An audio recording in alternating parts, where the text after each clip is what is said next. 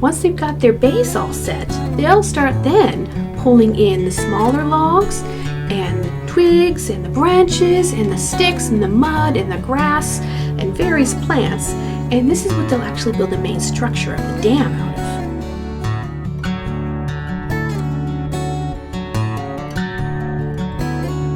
Hi everyone! Welcome to Nature Explorers. My name is Darcy and I'm here from the Danbury Public Library. And today I want to introduce you to an interesting animal we have in our area. And it's an animal that actually does a lot of building and construction.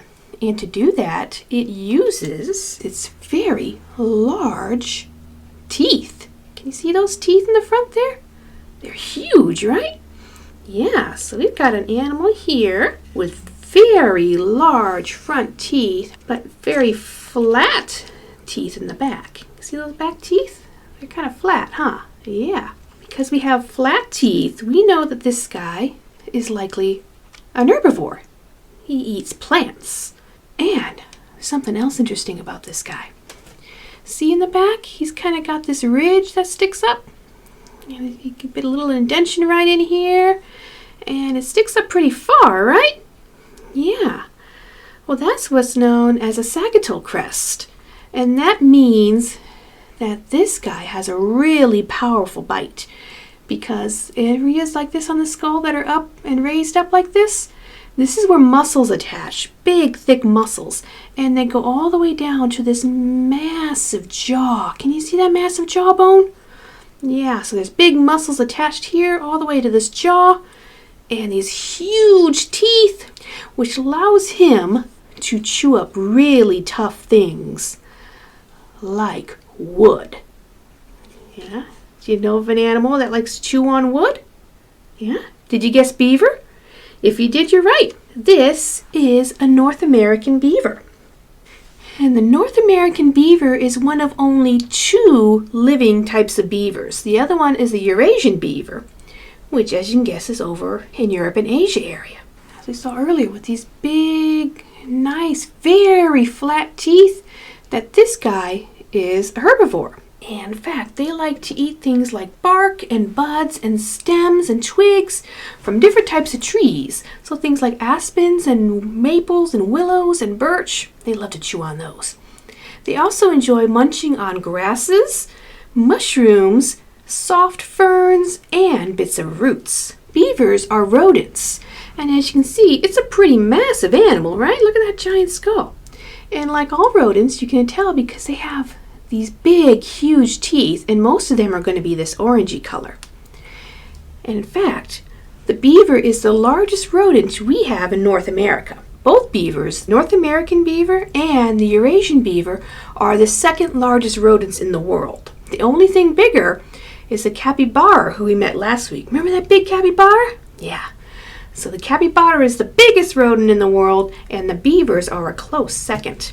In fact, adult beavers can weigh between 24 to 71 pounds, and the normal weight, though, is around 44 pounds. So that's pretty much where they average out.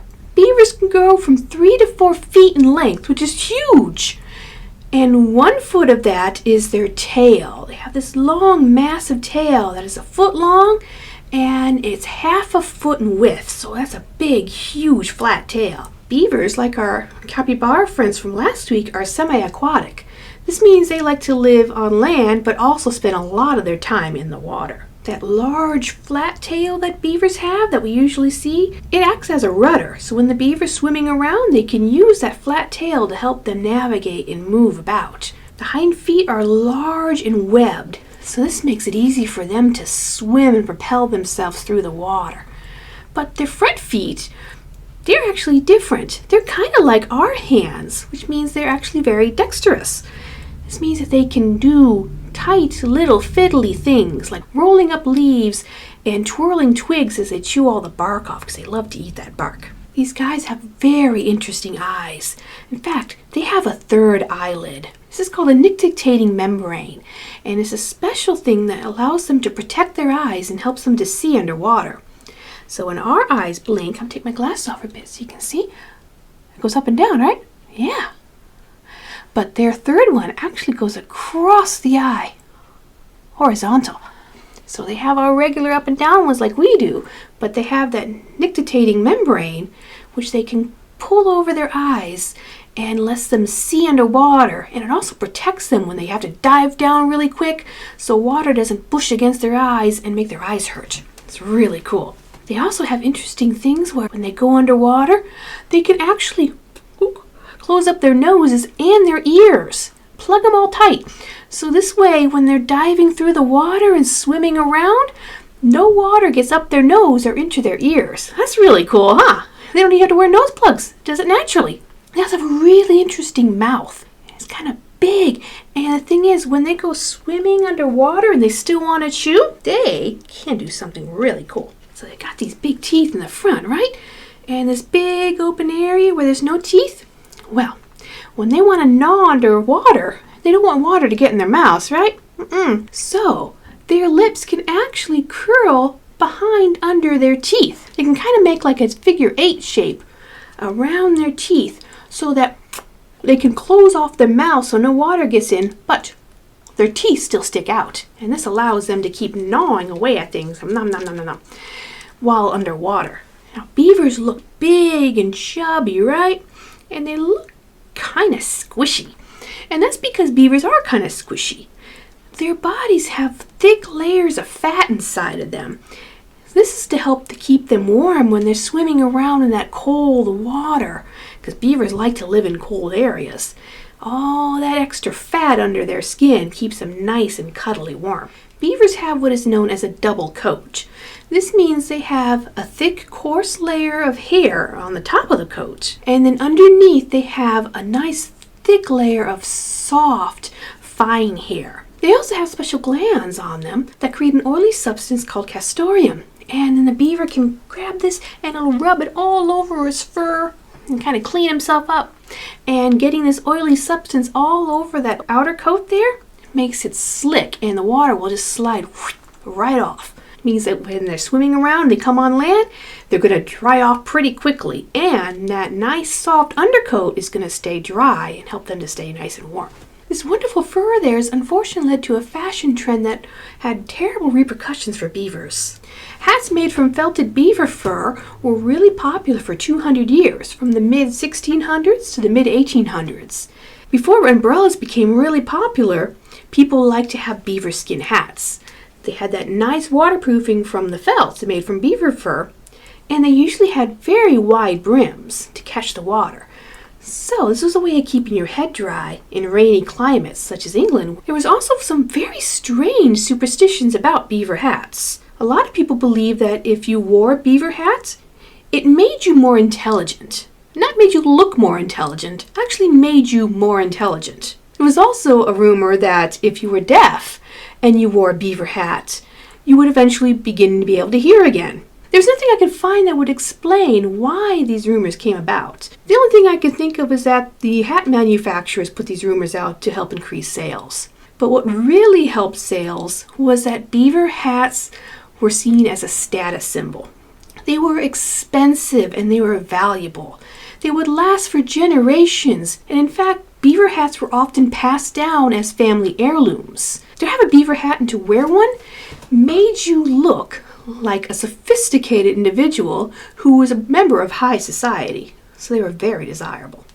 Unfortunately, all this urge for beaver hats meant that you needed a lot of beaver pelts. The Eurasian beaver was actually so close to extinction because of all of this demand for beaver pelts. When the settlers came over here to North America and found that we had beavers over here as well, they were excited. There's a whole new clump of beavers that they could go ahead and get pelts from. And initially we had hundreds of thousands of beavers running around in North America. Very rapidly, these levels went down to almost extinction. People really weren't concerned with trying to save the beavers. What actually stopped the rapid killing of the species was a fashion change. In the 1840s, Prince Albert, who was the husband of Queen Victoria, decided, I think I want to wear a silk hat. And he started wearing silk top hats. People started to go towards wearing silk hats. They were now fashionable. They were cheap. And this caused a rapid decline of a desire for beaver pelts. And since there was no desire for beaver pelts, there wasn't a market for them anymore. So the trappers stopped trapping beavers. And this allowed the population to recover and regrow. So the species that was getting really close to extinction levels is now, in modern times, a nice, stable, healthy species. So beavers, like all rodents, have these massively large teeth in the front, and they are continuously growing teeth. That means that these teeth will always get longer, unless the beaver constantly chews, which is good because these guys are always chewing on stuff. In fact, it can take an adult beaver less than a minute to chew through a piece of wood that is 2 inches thick, that thick, and they can get right through it. So this orange coloring that's in the front of their teeth, as you can see, it's not on the back of the teeth, is it? No, it's just right here in a little bit in the front. And this is actually a special enamel that has a lot of iron in it. And rodents, most of them anyway, there's 1 or 2 that do not have this orange iron-rich covering on here to help protect their teeth, because rodents in general do a lot of gnawing. They like to make holes in things so they can make homes and move around and escape from predators.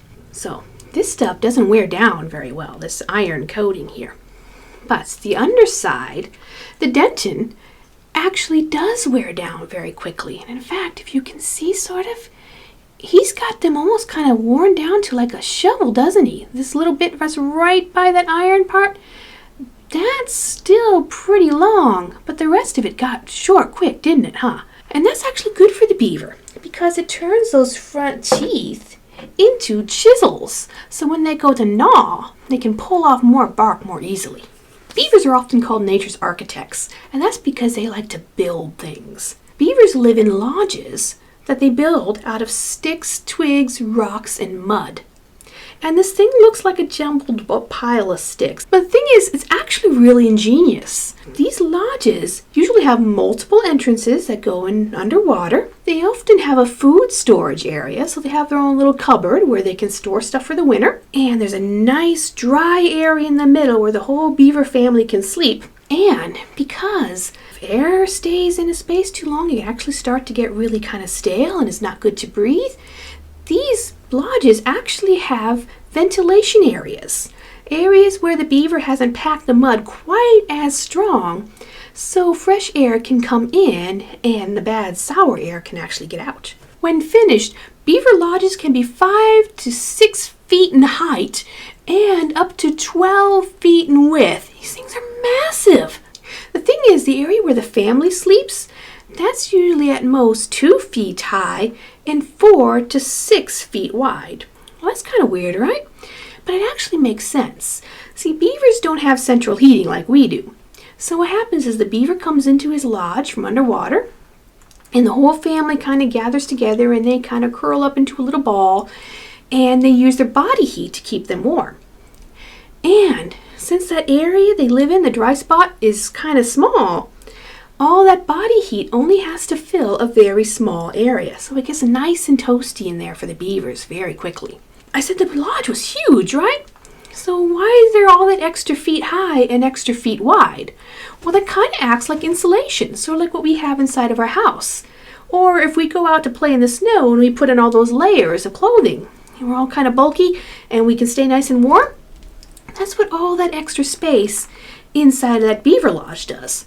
Those extra feet all around the living area helps to hold that heat inside and keep the cold weather that's outside from getting in. So really ingenious. Beavers only make their lodges in the fall. So around this time of year, beavers are actually going to start making their lodges. And the thing is, they've spent this time building this magnificent lodge.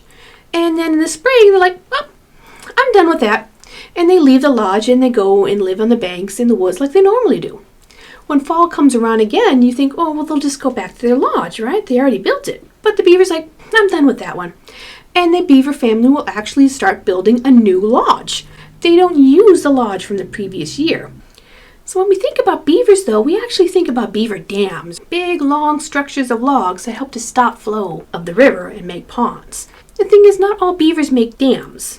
If a beaver happens to be living in a nice pond area already and the pond is deep enough, the beaver's not going to bother with the dam. But if we have a beaver family that's decided to pull one area that's their territory and the territory does not have a nice deep enough pond, the beaver will actually change the environment around them to fit their needs.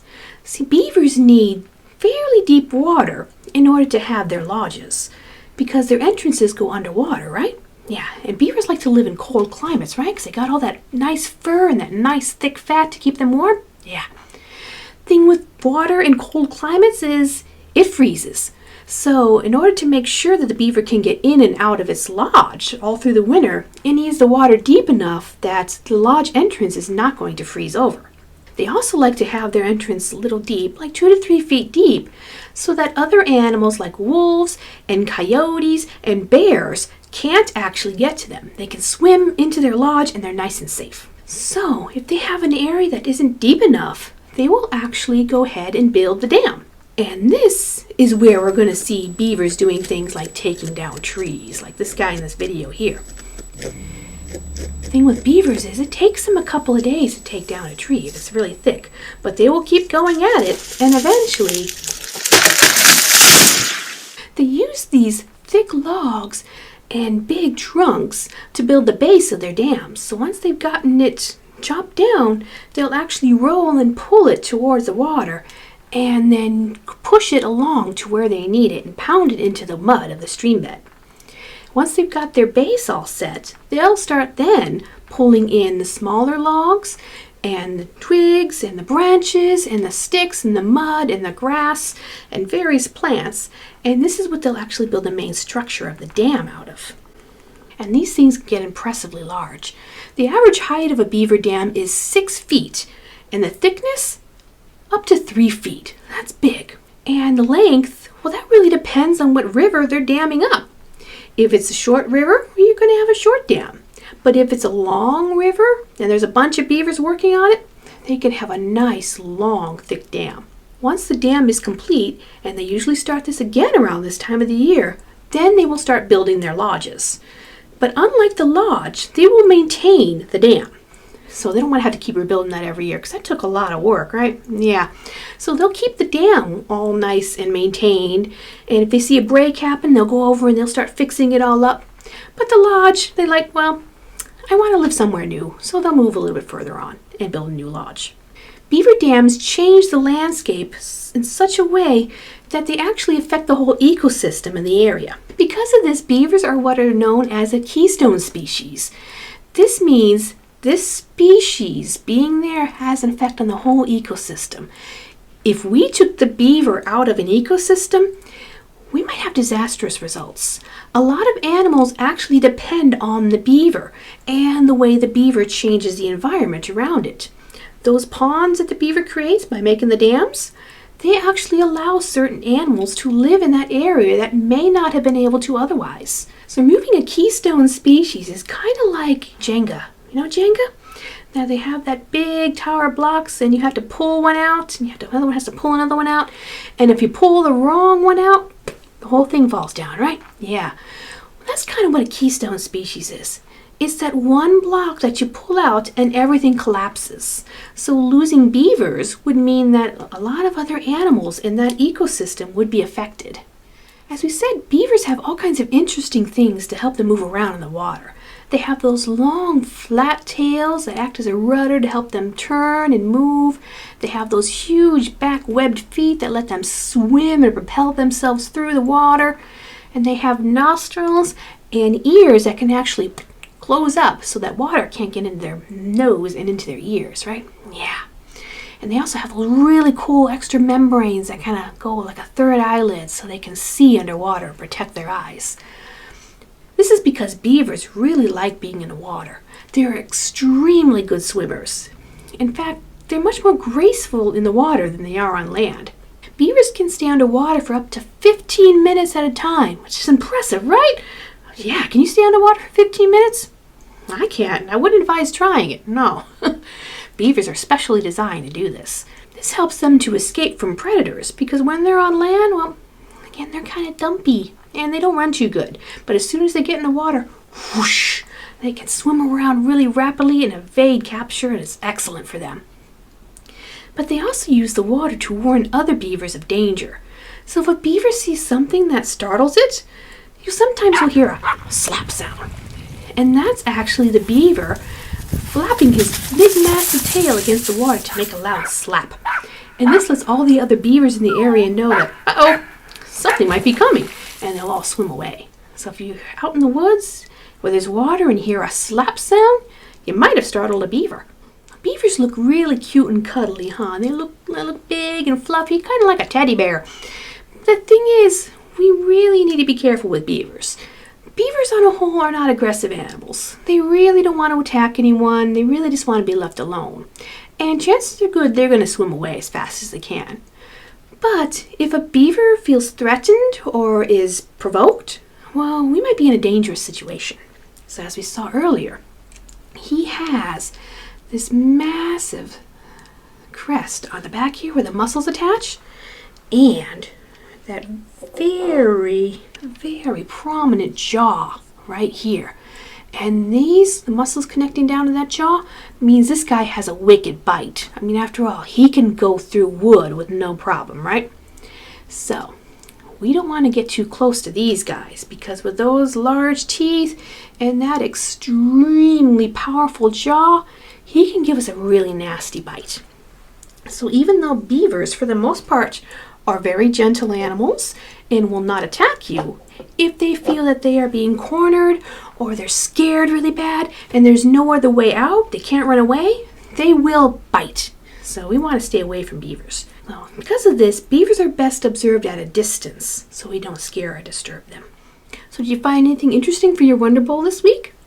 I found this. It doesn't look very impressive, does it, huh? In fact, it looks kind of shiny on the camera.